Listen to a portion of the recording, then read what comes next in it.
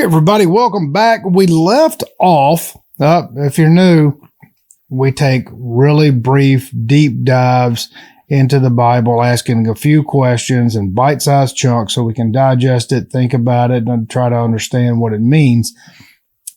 And we're at the point in Genesis chapter 18, verse 15, where Sarah was just laughing in her heart to Jehovah,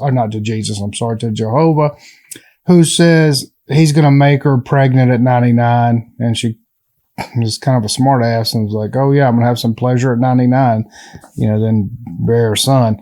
So that was pretty interesting. And at this part, my question is, after some questioning, Sarah denies laughing in her heart to Jehovah.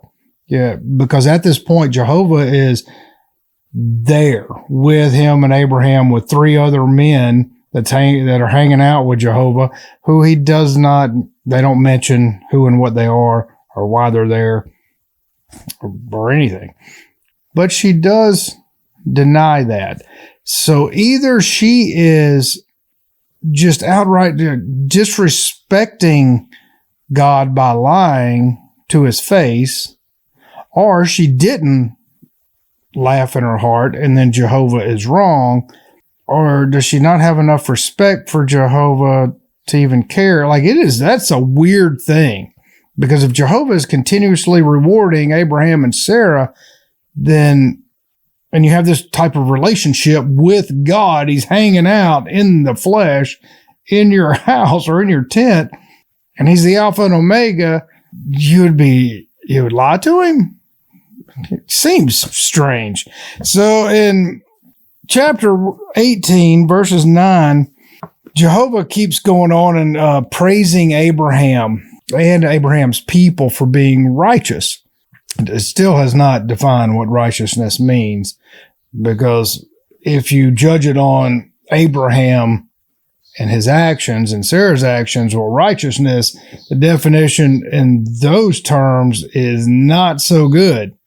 Abraham, they've had sex slaves. He's pimped out his wife to the Pharaoh. He has no conscience whatsoever about taking Pharaoh's stuff as a price to leave for pimping out his wife, and Jehovah causing the Pharaoh harm when the Pharaoh was innocent. It's strange. So I don't understand it. They haven't explained it. And in chapter 18, verses 20 and 23, Jehovah is still in front of Abraham, where Jehovah says he hears the cry from Sodom and Gomorrah. And of course, I'm reading here in my big journal where I take a ton of notes. And Abraham asked, dost thou also condemn righteousness or the righteous with the wicked? It's a real weird thing, because Jehovah only says he hears the cry from Sodom and Gomorrah. So why does Abraham just right off the bat ask Jehovah this? Like, what makes him think that Jehovah is going to be quick to judge or quick to destroy or hurt, or, what's he implying? It'd be like, I hear my baby crying in the daycare. Why would anybody else assume that something's wrong in the fact that, you're going to go hurt everybody in the daycare because you think somebody hurt your child? Why would anybody assume that? I don't get it. And so my last question of this section is, apparently he knows Jehovah is really destructive. Otherwise, why ask that question? So he knows this. He asked that question without Jehovah explaining what he's going to do to Sodom and Gomorrah. So why did he act disrespectful to Jehovah in the past if he knows that? Is Abraham just self-destructive? He doesn't care about himself? He knows something we don't know? Very odd behavior. So if you have any scholarly answers to that, I sure would love to hear them. And if you'd like diving into the Bible, which I believe it is very important for us to do, to understand Western civilization, to understand all of the varied religious texts, is very important in my estimation.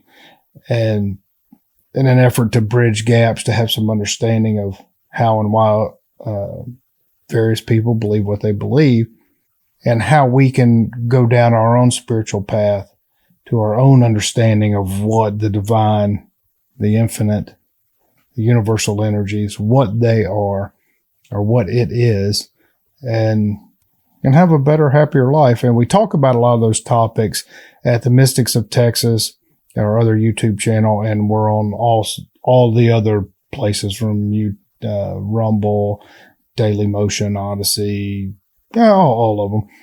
And mysticsoftexas.com is where you can find us in great detail. So I appreciate you joining. I hope you join with us next time. And, if you're in the local area, we gather every Sunday at 1:15, and we just have a fantastic time. And that is where we discuss all the things at the Mystics of Texas, other YouTube channel, and much more. So thanks. I appreciate you joining.